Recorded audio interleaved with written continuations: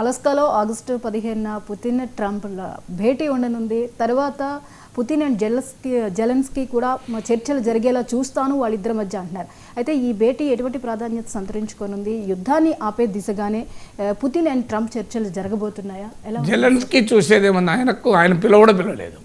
ఇప్పుడు పెళ్లి కొడుకు పెళ్లి కూతురు లేకుండా ఆల్రెడీ పెళ్లి పెట్టుకున్నట్టున్నది వాళ్ళిద్దరు చెప్పకుండా. సో ఆ రకంగా ఉంది.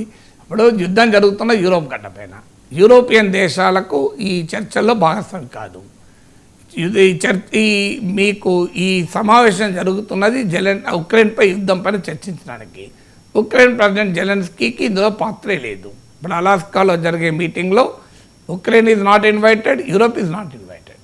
సో ట్రంప్ పుటిన్ల మధ్య చర్చలో అసలు యుద్ధం జరుగుతున్న యూరోప్ గడ్డ పైన జరుగుతుంది కనుక యూరోపియన్ కంట్రీస్కు పార్టిసిపేషన్ లేదు. ఫ్రాన్స్, జర్మనీకి. ఉక్రెయిన్ పైన యుద్ధం జరుగుతుంది కనుక ఉక్రెయిన్కు పార్టిసిపేషన్ లేదు. ట్రంప్ ఏమంటున్నాడు, నేను పుటిన్తో ఒప్పందం కుదుర్చుకొని మీకు అప్పచెప్తే మీరు ఇంప్లిమెంట్ చేయండి అంటున్నాడు. దాంతో ఇప్పుడు అది మొదటి సమస్య. రెండవది ఏంటంటే ఈ అగ్రిమెంట్ క్లియర్గా పుటిన్ కంప్లీట్గా రష్యాకు అనుకూల ప్రతిపాదనలతో అలాస్కా వస్తున్నాడు. ట్రంప్కు ఆ అవకాశమే లేదు. ట్రంప్కు అర్జెంటుగా నోబెల్ ప్రైజ్ కావాలి. అందుకొరకు ఉక్రెయిన్ను రష్యాకు తాకట్టు పెట్టడానికి ట్రంప్ సిద్ధపడుతున్నాడు. ఒక రకంగా ఉక్రెయిన్ మినరల్స్ దోచుకొని, ఉక్రెయిన్ ఖనిజాలు దోచుకొని, ఉక్రెయిన్ కాస్త పుటిన్కు ఆహారంగా ఇచ్చి వేయడానికి సిద్ధపడుతున్నాడు. ఎందుకంటే రష్యా అడుగుతున్నది ఏంటి? ఒకటి, ఉక్రెయిన్ నాటోలో మెంబర్ కాకూడదు. రెండు, ఉక్రెయిన్ మిలిటరీ సైజును తగ్గించాలి. అంటే మాకు ఎట్టి పరిస్థితుల్లో ఉక్రెయిన్ నుంచి థ్రెట్ ఉండకూడదు. ఈ రెండు కనుక 2022లోనే ఒప్పుకుంటే, అలా కనీసం మొదటిది ఒప్పుకున్నా ఉక్రెయిన్ నాటోలో శాశ్వతంగా చేరదు అన్న గ్యారంటీ కనుక ఇచ్చుంటే 2022లో ఉక్రెయిన్ వారే మొదలయ్యేది కాదు. ఇలా ఉక్రెయిన్ 20% ల్యాండ్ కోల్పోవాల్సిన పరిస్థితి ఉండేది కాదు. ఇంత ప్రాణ నష్టం, ఆస్తి నష్టం జరిగేదే కాదు. అన్ఫార్చునేట్లీ 2022లో ఈ హామీ పుటిన్ అడిగితే ఇవ్వడానికి అమెరికా సిద్ధపడలే, మీకు ఉక్రెయిన్ సిద్ధపడలే. ఇప్పుడు ఫస్ట్ కండిషన్ అదే, నాటో ఉక్రెయిన్లో చేరకూడదు. ట్రంప్ టిక్ ఎస్ అంటున్నాడు. Then Ukraine size military size తగ్గించాలి, ఎస్ అంటున్నాడు. ఉక్రెయిన్కి ఏదైనా మిలిటరీ సాయం చేస్తే రష్యా ఆమోదయోగ్యంగా ఉండాలి. దానికి మరి ఎస్ అంటాడో చూడాలి. నాలుగవది, రష్యా ఇప్పటికే ఉక్రెయిన్లోని మోర్ దెన్ 20% ల్యాండ్ ఆక్రమించుకున్నది. అవన్నీ మేమే ఉంచేసుకుంటాం, ఉక్రెయిన్ అడగకూడదు అంటున్నాడు. దానికి కూడా ట్రంప్ ఎస్ అంటున్నాడు. ఉక్రెయిన్ ఒప్పుకుంటలేదు కానీ ఎస్ అంటున్నాడు. సో ఉదాహరణకు మీకు క్రిమియా 2014లో ఆక్రమించింది రష్యా. తర్వాత లుహాన్స్క్, డొనెట్స్క్, జప్రోషియా, కర్సాన్ ఈ ప్రాంతాలన్నీ రష్యా ఆక్రమించుకుంది. ఇవన్నీ మాకే ఉంటాయి, ఎందుకంటే ఇది Russian language and culture influence ఉన్న ప్రాంతాలు. సో ఇవన్నీ మాకే ఉంటాయని రష్యా అంటుంది. ల్యాండ్ స్వాప్ అంటున్నాడు, దీనికి ల్యాండ్ ఫర్ పీస్ అంటున్నాడు Trump. So Ukraine president Zelensky oppose చేస్తూ ఇది ఉక్రెయిన్ కాన్స్టిట్యూషన్లో ఉక్రెయిన్ సరిహద్దుల్ని నిర్వచించారు, ఆ రాజ్యాంగాన్ని మార్చే అధికారం ఎవరికీ లేదు, అంటే ట్రంప్ కూడా లేదు అని చెప్తున్నాడు. సో ఉక్రెయిన్ భూమిని రష్యాకు వదిలే ప్రసక్తే లేదు. రష్యా అక్యుపైడ్ టెరిటరీస్, ఆక్రమిత ప్రాంతాల నుంచి ఖాళీ చేయాల్సిందే అని జెలెన్స్కీ వాదన.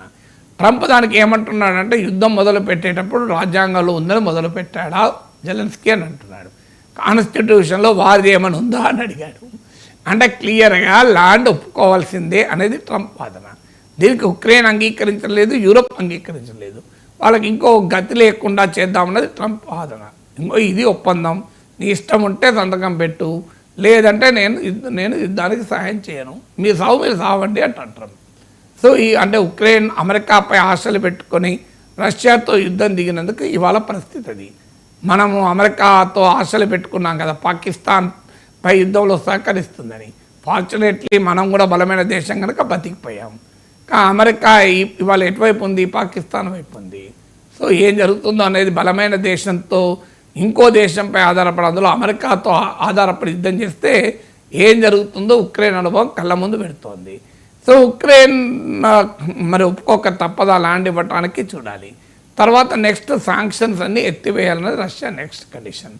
ఆ తర్వాత కండిషన్ ఏంటంటే, మీకు రష్యన్ లాంగ్వేజ్ను ఉక్రెయిన్లో one of the official language చేయాలని. ఇవన్నిటికీ ట్రంప్ ఒప్పుకునేలా కనబడుతున్నాడు.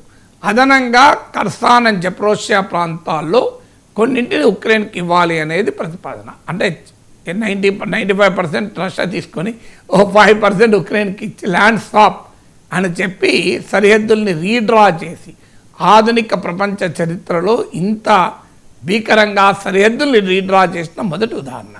ఇలా ఉక్రెయిన్ భూభాగాలను రష్యాకు తాకట్టు పెట్టి, ఉక్రెయిన్ భద్రతకు రష్యాకు తాకట్టు పెట్టి, ఉక్రెయిన్ను నట్టేటా ముంచి, బ్లాక్ సీలో ముంచి, నోబెల్ శాంతి బహుమతి ప్రదాతగా, ప్రపంచ శాంతిదూతగా ట్రంప్ అలాస్కా నుంచి ప్రకాశించాలని చూస్తున్నాడు. మరి యూరప్కు ఉక్రెయిన్కు మరో మార్గం లేక అంగీకరిస్తుందో చూడాలి. Thank you so much sir, విశ్లేషణ అందించినందుకు. ఇది ఇవాళ నమస్తే నాగేశ్వర్. Keep watching 99 TV.